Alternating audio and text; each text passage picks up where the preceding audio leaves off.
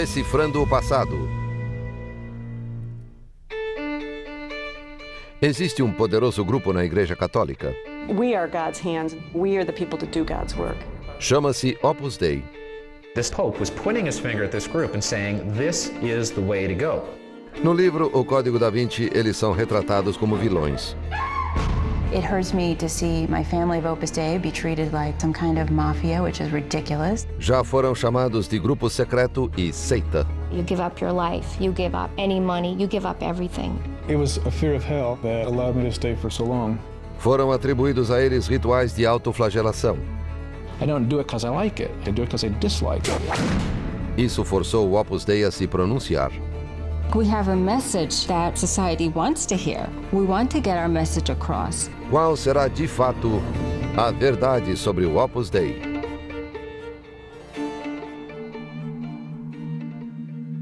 Tudo começou em 1928, com uma inspiração divina por parte de um devoto padre espanhol. He felt God was calling him to create this new body composed of men at first, and later, through another vision, men and women, priests and laity, and that the point would be not to do things in a church, but to get out into the street. Seguindo o chamado de Deus, o padre José Maria Escrivá formou um novo movimento católico, ao qual mais tarde chamaria de Opus Dei, que em latim significa obra de Deus. Mas mesmo depois que seu polêmico fundador foi canonizado em 2002, muitos americanos não conheciam o Opus Dei.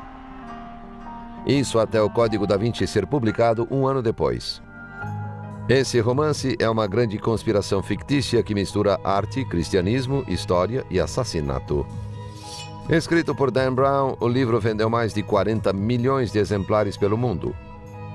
It's one of these very entertaining, fantastic, wild sort of page turners that, is fun to read when you're on an airplane for 2.5 hours. Brown inventou que oculto nas obras de arte do grande mestre italiano Leonardo da Vinci há um código que revela segredos poderosos.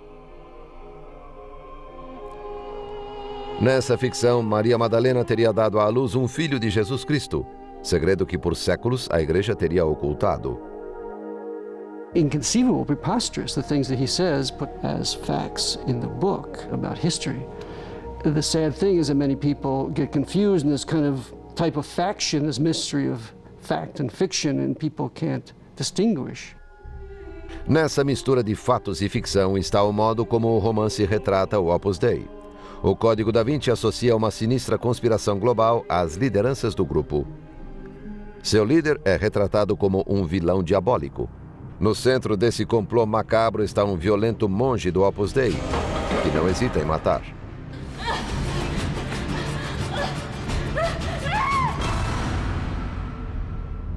Imagine any other religious organization being named in a book like that and said that they do those kinds of things.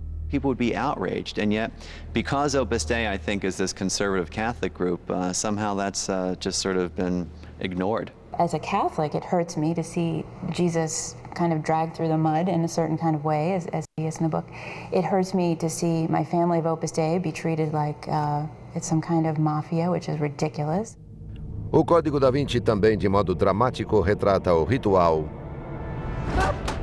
da mortificação corporal.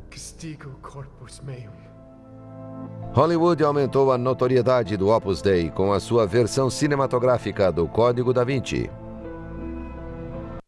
Estrelada por Tom Hanks e dirigida por Ron Howard. Para milhões, a única imagem do Opus Dei é aquela criada pelo Código da Vinci, em parte com base em fatos, em parte pura ficção. Mas haverá uma imagem pública que ainda não foi vista? Roma, Itália. No centro desta metrópole mágica está o Vaticano, sede da Igreja Católica Romana. Além das muralhas do Vaticano, há mais de 1 bilhão de católicos no planeta. Mais da metade dos cristãos no mundo são católicos. Dentro dessa imensa igreja existem ordens religiosas como os jesuítas, os dominicanos e organizações leigas como os Cavaleiros de Colombo e o Opus Dei. Opus Dei is a way to have a relationship with God in your everyday life, not just on Sunday, but but every day, through every moment and every circumstance. A mensagem espiritual do Opus Dei é que podemos encontrar Deus no trabalho ou no dia a dia.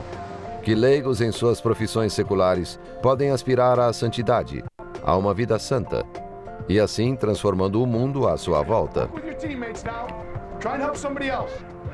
If you are a faithful, believing, conservative Catholic, sometimes you don't even feel at home in your own parish. You may not feel at home with your own friends. What Opus Dei gives you is an environment in which you feel at home. O Opus Dei tem 87 mil membros em 61 países. É composto em sua maioria de leigos, médicos, bombeiros, fazendeiros, vendedores, alguns casados, outros celibatários. 2% são clérigos, incluindo padres, bispos e 2 cardeais. Mas nada de freiras nem monges. I think the most important thing that Opus Dei has done for me is to help me understand the right balance that my life should have. The right balance between work, family, being a husband, golfing, and my faith in God. Esses católicos profundamente piedosos seguem uma rigorosa rotina diária de missa, oração e formação espiritual. It's not signing up at, a health club. Being a member of Opus Dei is a divine vocation, so God calls that person. Many people come into contact with Opus Dei, attend their activities, and don't join, because it isn't for everyone. John Allen é correspondente no Vaticano da revista Repórter Católico Nacional e autor de um livro recente sobre o Opus Dei.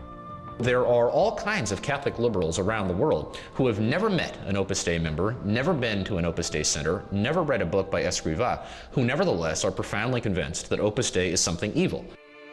Alguns chegaram a acusar o Opus Dei de ser uma seita secreta e clandestina que alicia seus membros, possui fortunas fabulosas e que controla o Vaticano. What I am doing is pointing out something that I believe is like a cancer. They ruin people's lives and tear families apart. That is not a Christian thing to do. On the one hand, you have thousands of very holy and healthy Catholics living devoted lives of service in the modern world, which is terrific. On the other hand, there are some problems with Opus Dei that really need to be looked at. Como esse pequeno grupo e seu polêmico fundador se tornaram o maior foco de controvérsia na Igreja Católica.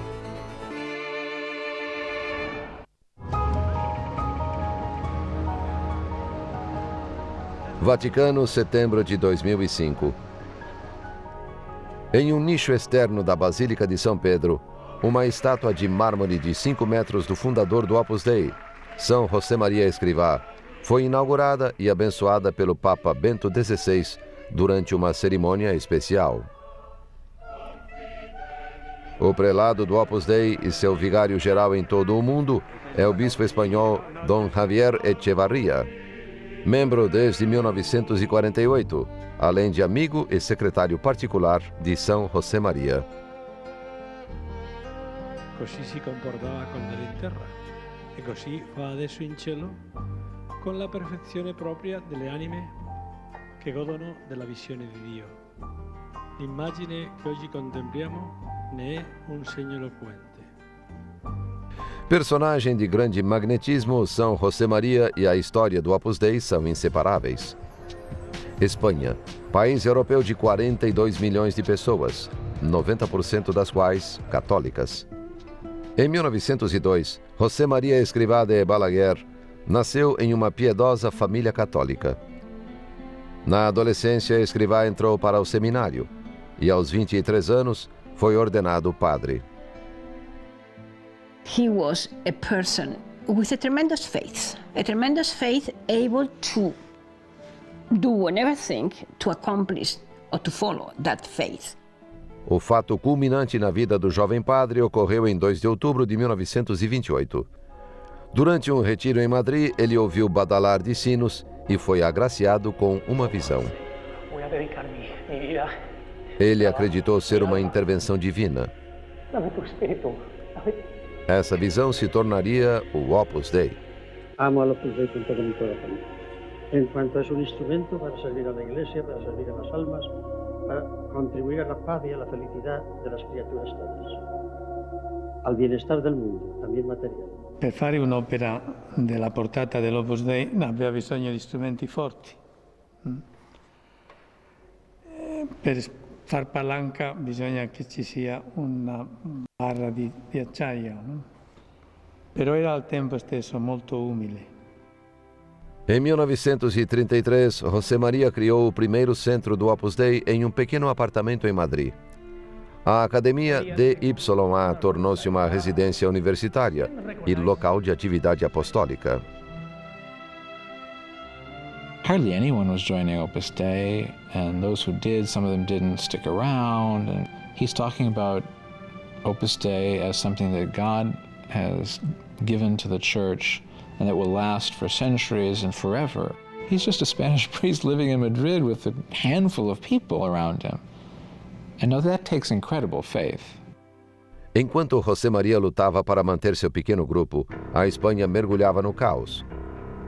Disputas políticas, econômicas e culturais dividiam os espanhóis. A perturbação degenerou em guerra civil. July 1936. The Spanish Civil War became a proving ground for Nazi Germany, Fascist Italy, and Soviet Russia. Os nacionalistas, conservadores e católicos em sua maioria, liderados pelo generalíssimo Francisco Franco, rebelaram-se contra os republicanos comunistas, cortando a Espanha em duas metades. In the Republican side, priests were persecuted. That is a fact, and they were killed. Seguiram-se brutais perseguições religiosas. Igrejas foram incendiadas, clérigos chacinados. You're coming out of a period in which anybody who was a practicing Catholic in Spain probably had the experience of having to step over bodies to get to church. There were 4,000 priests who were killed, dozens of bishops, hundreds of sisters, in some cases lined up against walls in very public ways and shot to death by the Republican forces. Forçado à clandestinidade, José Maria viveu como refugiado em meio ao terror e sempre em fuga. Encontrou abrigo neste sótão e fez-se passar por paciente em um asilo por 5 meses. Secretamente, celebrava missas e ouvia confissões.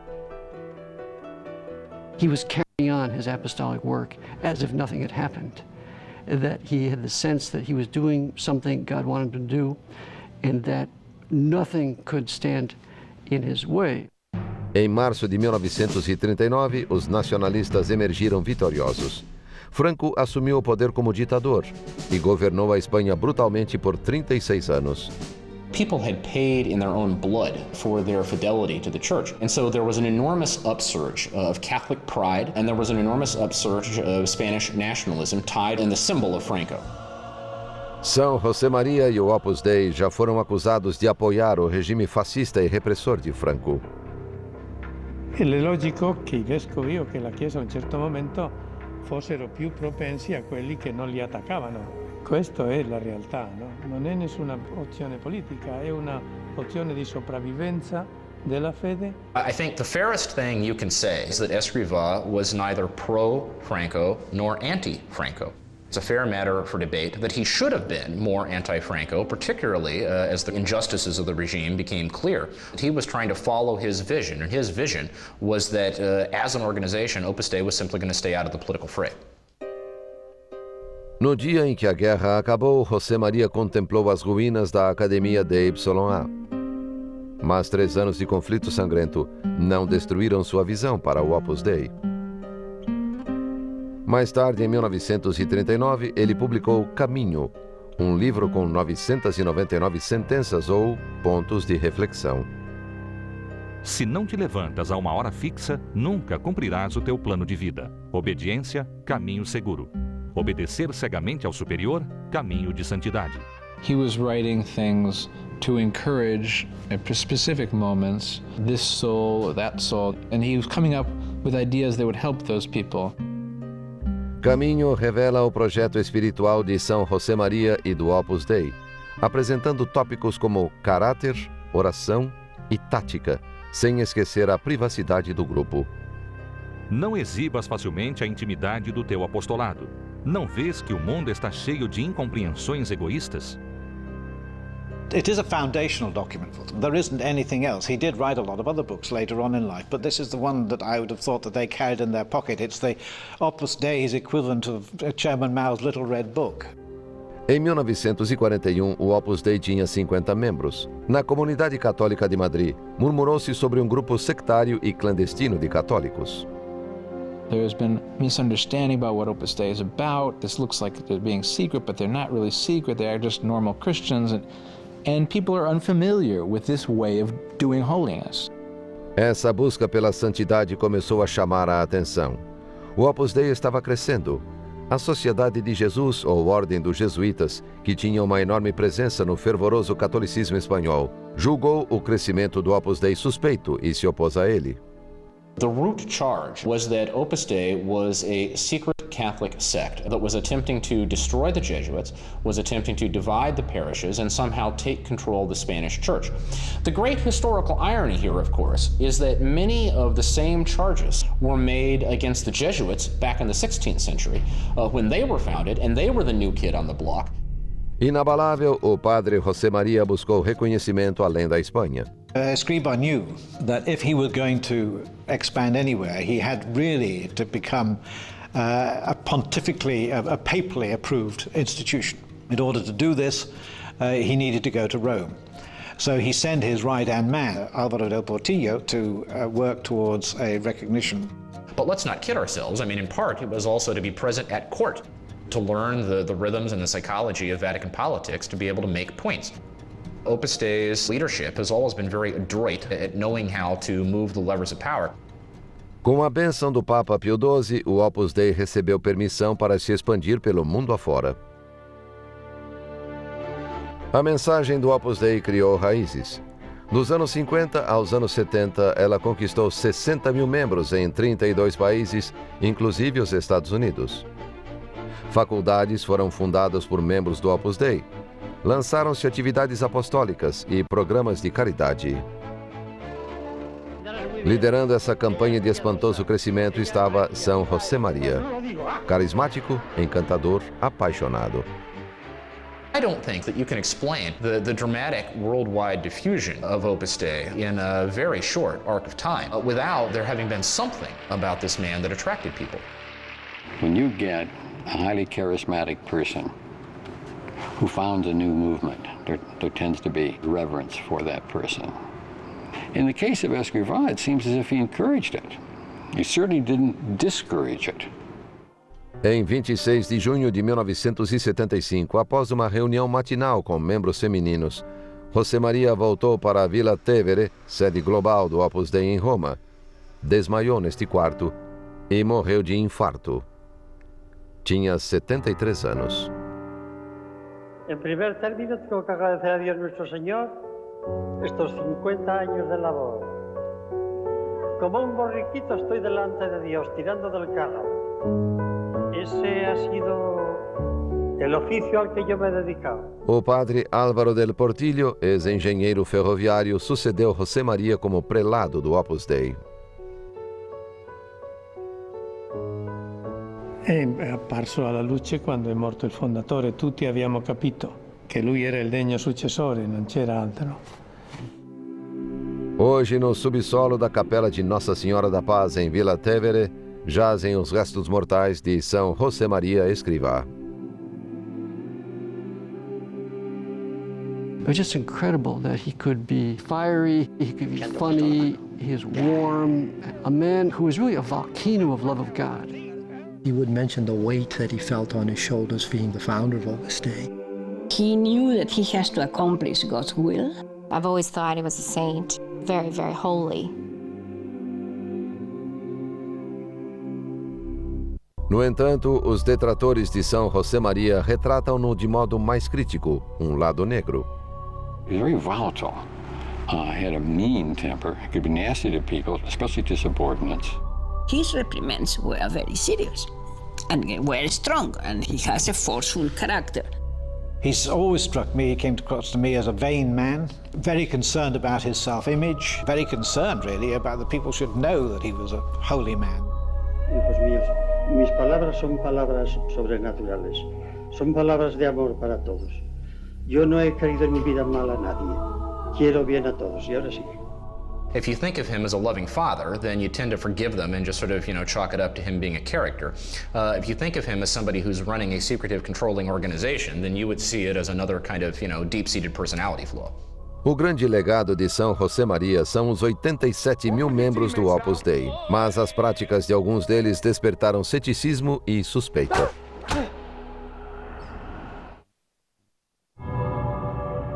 Entre os 67 milhões de católicos norte-americanos, há 3 mil membros do Opus Dei. Esses católicos conservadores são pouco numerosos, porém tão normais quanto os seus vizinhos.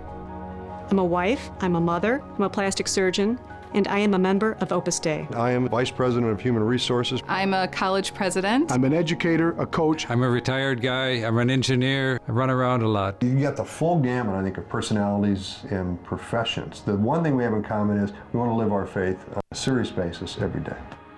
Como alguém se incorpora ao Opus Dei? Most members of Opus Dei, their first encounter is not through sensationalist TV programs or newspaper articles. It's through reading the works of Escrivá, introduced to them by other believing Catholics. O Opus Dei também convida estudantes católicos a participar de retiros e reuniões de caráter espiritual. Evangelization is a mission of the church. It's not something that Opus Dei invented. Every Christian is called to evangelize. We're called to spread the message of Christ. People have charged over the years that they are deceptive about it, that they will sometimes bring people into their orbit before really telling them that this is Opus Dei, that they will pressure them to make profound life commitments before they really understand what it's about. We were always being encouraged to get more members, make friends, bring them into formation somehow, bring them around the center, try to find out where they are in their spiritual life. Do they have the qualities to become a member of Opus Dei? O Opus Dei nega exercer qualquer pressão indevida. Os candidatos em potencial passam por um longo período de estudo espiritual antes de serem aceitos. From the very first formation that I went to, I wanted to join Opus Dei immediately, and they wouldn't let me. They said, not yet, slow down, take your time, you need to learn more about us. When someone joins Opus Dei, they have a 6.5-year period in which they say, yes, I want to go ahead for another year, I do not want to go ahead for another year. So they are free to remain in the work and they're free to leave. Há uma variedade de categorias de membros. Os supernumerários, 70% do total, são compostos por casais como Doug e Shirley Hinderer e sua família de 9 filhos. I look at Catholicism as a framework for our life, and I think I look at Opus Dei almost as the color in it. It really helped us to look at who we were in more than just a couple and more than just a parent. It gave us a really well-rounded look at our lives as human beings, as Catholics, as parents. They have a program of life, a spiritual program that they follow every day as Opus Dei members. They come together once a week for a kind of spiritual meditation and talk. The point is to receive the spiritual formation inside Opus Dei and then take that formation out into one's daily life. A segunda maior categoria, cerca de 30%, é a dos numerários. Homens e mulheres celibatários que moram nos centros do Opus Dei e cujo compromisso de celibato constitui uma opção rara no mundo moderno. These people have chosen to live a fairly controlled and disciplined life of spiritual sacrifice. If you've chosen to live that life, you've got to take it on its own terms. And by definition, that's going to be something that's hard for the outside world to understand. A numerary member of Opus Dei usually has a profession which he exercises. I am a singer. I also conduct a choir. And then I'm involved in apostolic activities and also give spiritual guidance to some members of Opus Dei. Muito dessa instrução espiritual ocorre nos 60 centros do Opus Dei em 19 cidades dos Estados Unidos. Em Nova York está o Murray Hill Place, sede norte-americana do Opus Dei. Um edifício de 69 milhões de dólares, construído com estoque farmacêutico doado. Homens e mulheres são completamente segregados. Há entradas e residências separadas. We find that works. We interface with men and women all the time. It's simply that our activities are done separately and we live in a separate environment. We are a family to each other. It's like having 10 sisters that you actually get along with and don't steal their clothes. We share all of the great ideals in common. A categoria das numerárias auxiliares é composta de 5%, e suas tarefas principais incluem cozinhar, limpar e administrar os centros do Opus Dei. They are homemakers, and they would see themselves playing the same role to the Opus Dei community as a regular mom does to her own family. And so for them, they see it as something that is extraordinarily fulfilling, not at all demeaning, and something that gives them great satisfaction. Blessed art thou among women, and blessed is É a sua rigorosa rotina diária que distingue o Opus Dei de outras organizações católicas leigas. Os membros assistem à missa e comungam todos os dias. A oração é constante. Holy Mary, Mother of God, and at the hour of our death. Os membros recitam uma oração exclusiva do Opus Dei em latim, chamada Preces. Os numerários são os soldados espirituais na vanguarda do Opus Dei, à disposição da prelazia em tempo integral. Deles se espera mais que sua dedicação. Eles também precisam contribuir financeiramente para a manutenção da prelazia.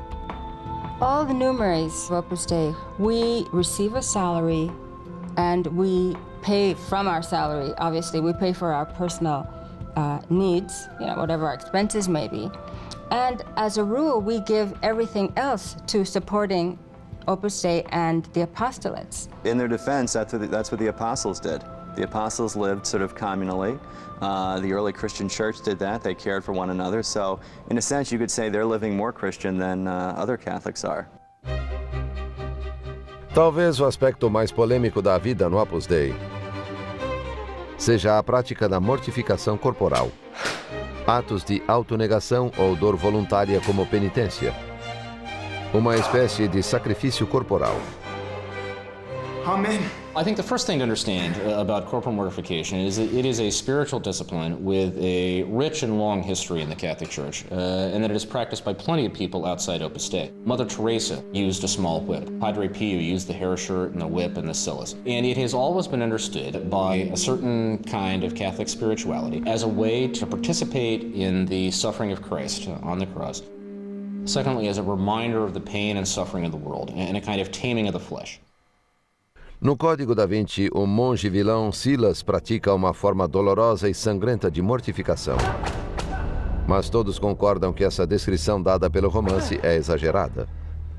I think if they're getting their idea of what it is from the Da Vinci Code, I don't blame them for being repulsed. I'm repulsed by that. A adoção da mortificação pelo Opus Dei remonta diretamente ao seu fundador. Se não te mortificas, nunca serás alma de oração. Bendita seja a dor, amada seja a dor, santificada seja a dor, glorificada seja a dor. Simples mortificações incluem sacrifícios diários como jejum, banhos frios ou dormir no chão ou sobre tábuas sem travesseiro. A mortification is basically doing something that you really don't want to do, but you do it for the glory of God. Mas são as formas extremas de mortificação praticadas por alguns numerários que suscitam mais críticas. These are the corporal mortification instruments that are used in Opus Dei. This is the discipline. They use it on their bare buttocks while they recite a Hail Mary. The cilice is like a barbed wire chain. They tie this around their thigh. They're encouraged to tie it tightly so that it digs into the skin. And they wear this for 2 hours every day except Sundays and feast days. It's meant to be uncomfortable. That's the point of it. It's not something that, is meant to give one pleasure. We do something hidden that nobody sees, that we don't complain about, that doesn't bother us very much, and we offer that to God. Now, why that should bother someone so much, I really don't know. This is the nature of the spiritual quest. It tends to lead people to do things that, from a secular, modern point of view, are difficult to understand and in some cases are a little repulsive. Há uma questão ainda pior. A mais incendiária acusação contra a prelazia, a de que o Opus Dei seria uma seita. Recentemente, o Opus Dei tem sido acusado de ser uma seita secreta e perigosa. Quase todas as críticas concentram-se no estilo de vida dos fidelíssimos numerários que moram nos centros do Opus Dei. A correspondência deles é censurada. Suas escolhas quanto a livros, filmes e entretenimentos requerem aprovação. It's a controlled environment. It's an environment in which you're seldom by yourself. I started questioning in my own mind to what extent Opus Dei exerts influence and controls your life and your thinking and everything. It was a fear of hell that allowed me to stay for so long. I've been told this was a divine vocation, and within the context of the church, if you abandon your vocation, you go to hell. To have blind obedience and you're getting to the point where you don't question, there's where the cult difference comes. That's where it can get destructive and it's harmful to the individual. How sad for a 17-year-old girl to give up her whole life, her whole family. For God, yeah, but for what? Colleen O'Neill era adolescente quando entrou em 1985. Numerária auxiliar, cozinhou e lavou em vários centros do Opus Dei, nos Estados Unidos. When I joined Opus Dei, I was told you can't call your family and you can't visit them. And we don't make long-distance phone calls and we don't go visit them. So I was like, okay. And so I didn't do that. When one takes on a commitment, especially if one has a celibate commitment to go anywhere and do anything for the service of God, that they may not be as available to their families as they were in the past. And my parents freaked out, like, what the heck is going on, you know? How come you're not calling us? How come you're not visiting us? When I hear these stories from parents of children that have joined Opus Dei and that have been cut off from their parents, I'm horrified. I mean, that is not what the Catholic Church is about.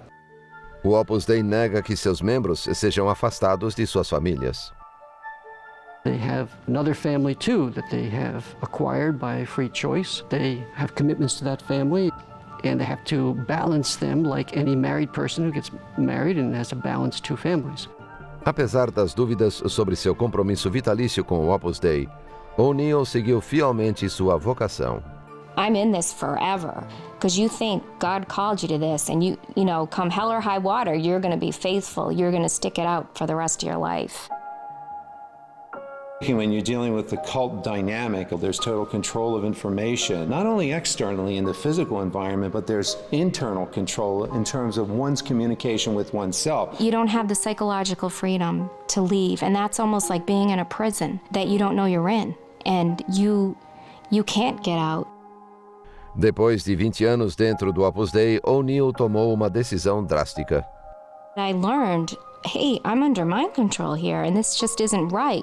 And if my vocation was not from God and is not supernatural and divine, then what am I doing here? Em abril de 2005, O'Neill desapareceu. A polícia pensou que ela fora raptada. Na verdade, ela estava em um hotel com uma desprogramadora de membros de seitas contratada pela família dela. Colleen was a very typical intervention. She was disturbed inside, wanting to have some freedom, but at the same time not wanting to leave the group, not wanting to leave doing God's perfect will in her vocation. You give up your life, you give up any money, you give up everything, absolutely everything. And once you're in, you're constantly reminded you gave everything to God. It's true that there are people who have suffered because the question of vocation is often a question that involves the deepest, most intimate part of their being, and it's a tough question. And I really sympathize with them because at times they can put their whole life into a task and then they see it's not for them. Estas são Diane e Tammy DiNicola. Em 1987, Tammy era caloura na faculdade de Boston, onde foi convidada para o Opus Dei, do qual foi membro por 2 anos e meio. When I was a member, I was required to fill out a statistical sheet about all the people that I was working on to join, and I had to hand that in every month and check off, you know, has this girl been to confession with an Opus Dei priest? Have you talked apostolically with her? Tammy, como a família de Colleen, recorreu a desprogramador de membros de seitas. The tragedy about Opus Dei is that they transform people into almost like their own robots in some ways, where you become so disassociated from your true feelings and who you truly are, that you can shut out the people that nurtured you, that raised you, that love you. Sua mãe, Diane, começou a entrar em contato com outras famílias católicas. I'm just a mom who wanted to spare other families what my family went through. It was life-altering. I wouldn't wish that on my worst enemy. Em 1991, ela criou uma organização dedicada a combater o Opus Dei. Sua atividade foi recentemente amplificada pelas vantagens da internet, atingindo milhares de pessoas. We don't have millions of dollars. We're just a grassroots organization. And all the people who have been hurt by Opus Dei, the people that we thought we were a family of one back in the 1980s, the web is a tool for the truth. Finally, we have this thing that connects us. She is trying to get people to look at some of the problems with the organization, and I think in many cases she has a point. A large proportion of the members of Opus Dei don't have that experience, and that's why they hear these things. They say, well, that doesn't make any sense to me. O Opus Dei rejeita as acusações de que age como seita, mas reconhece que ao longo dos anos houve almas magoadas. There certainly must have been instances in the past when someone did not perform in the best way possible. But I do think that on a whole, people are trying to do their best. I would like to express sorrow for any hurt that we may have offered to anyone and sympathy for what they suffer. But at the same time, one has to understand it's a complex situation, and it's not something that I think the blame is easily fixed on one thing or another. Mas essas situações complexas existem, segundo observadores, devido a uma tendência histórica do Opus Dei de conduzir muitos assuntos em segredo.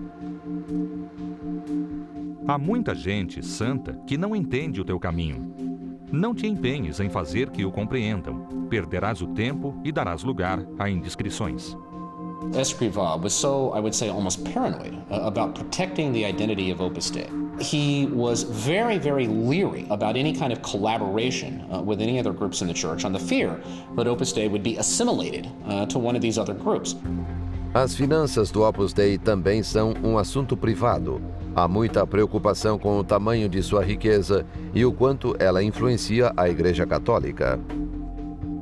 Usually what conspiracy theorists will say is that Opus Dei had come in, for example, with bags of cash to bail out the Vatican Bank because of its crisis in the late 70s. Em seu livro esclarecedor sobre o Opus Dei, John Allen e um analista financeiro examinaram as contas da prelazia através de milhares de documentos, alguns públicos, alguns cedidos pelo Opus Dei. The practical reality is that Opus Dei simply does not have the bags of cash that a lot of people imagine it does. If you look at the financial profile of Opus Dei, their total assets is about $340 million. Their total worldwide assets, the best estimate, is about $2.8 billion. Now, you compare that to a group like the Knights of Columbus, which is almost entirely an American organization, has a financial base that is some 3 times larger than Opus Dei. And yet, nobody thinks that the Knights of Columbus are scheming to manipulate the election of the Pope or to control the inner workings of the Vatican. Apesar da polêmica e da oposição, o Opus Dei foi abraçado pela Igreja Católica quando um Papa formidável concedeu-lhe um selo especial de aprovação. Em 1978, o catolicismo ganhou um grande pontífice e estrela da mídia com a eleição do Papa João Paulo II. Esse líder dinâmico se tornaria uma força geopolítica. This is a pope whose driving cause in Poland was the Solidarity movement, seeing labor as a way of not only toppling the Soviet system, but of redeeming the human person. So he had this fascination with the spiritual meaning, the spiritual significance of work. I think the same fire in him that led him to embrace solidarity in Poland led him to embrace Opus Dei in the Catholic Church. A admiração de João Paulo II pela missão do Opus Dei traria um endosso papal sem precedentes. Em 1982, ele estabeleceu o Opus Dei como a única prelazia pessoal da Igreja, distinção legal pela qual São José Maria trabalhara por décadas. So what a personal prelature does is, the members of Opus Dei, if they're spiritual care, their unique program of prayer, they are under the jurisdiction of the prelate, in effect, the bishop of Opus Dei, rather than the bishop of the local diocese. O Opus Dei teve seu próprio selo de aprovação obtido em 54 anos, uma rapidez incrível para os padrões da Igreja. Para alguns observadores, esse status acarreta regalias especiais. As the only personal prelature, it elevates Opus Dei over all the other lay organizations and lay institutes in the church. And I think one of the big questions is, why is that needed? Então, em 2002, em uma cerimônia na Praça de São Pedro, assistida por 300 mil pessoas, o humilde padre espanhol do interior tornou-se São José Maria Escrivá. It was very important to Opus. Opus, in a number of ways, is a very fragile organization. It exists really on the edges of Catholicism in this sense, that there's no other organization like it. It's not got a structure that many Catholics recognize. And secondly, it had this spirituality which had been subject to so much criticism. A despeito da posição elevada de São José Maria na Igreja, o seu processo de canonização atraiu críticas de alguns. Escrivá pretty much leapfrogged over a lot of other candidates, and you have to wonder how much of it was as a result of the influence of Opus Dei in the Vatican. He was given a priority, probably with the blessings of the Pope, who was a great benefactor to Opus Dei, liked Opus Dei. And again, there's nothing unusual about that. There's always priorities. A canonização de um santo é um processo complicado e caro. Envolve tribunais, investigações da vida do candidato, seus escritos, milagres realizados e testemunhos de contemporâneos. Segundo alguns, certas normas canônicas foram ignoradas. I think it violated the canons of objectivity, fairness, and perhaps violated the integrity of the process itself. When you conduct these tribunals, you must, under canon law, search out and find critics of the candidate. Well, 11 critics wanted to appear. Only one was allowed. Uma voz cujo testemunho foi silenciado é Maria del Carmen Tapia, ex-numerária do Opus Dei, que trabalhava em contato diário com São José Maria. One of the main things of him that I have said many times, that he was ready to tantrums, and it's true. He was able to have a tremendous reprimand, so to every reaction, he was very impetuous, he was very impulsive. Historicamente, porém, ser um santo não significa ser perfeito. Tem a ver com a transformação espiritual. Saints sin like other people do. They live the same lives as we do, or live in the same world, but their insight into what life is all about is different. Some of the most popular saints historically have been people whose lives you wouldn't dream of imitating. It's not as possible to imitate them, and yet there's more devotion to them. Escrivá is not an untypical character, frankly. Escrivá diceva, era santo non è il cristiano che non ha difetti, è il cristiano che lotta contro i difetti fino all'ultimo momento della sua vita. Alguém escreveu que toda instituição é a sombra prolongada de um homem. Para o Opus Dei, a odisseia épica de São José Maria Escrivá, desde uma visão até um grupo mundial, deixou um projeto formidável. I think that when the history of Opus Dei comes to be written, it's going to be one of the exciting stories in the history of expansion of an institution in the Catholic Church. Opus Dei wants to grow. We think we have a message that society wants to hear. We want to get our message across. No wonder that Opus Dei ends up being in the Da Vinci Code.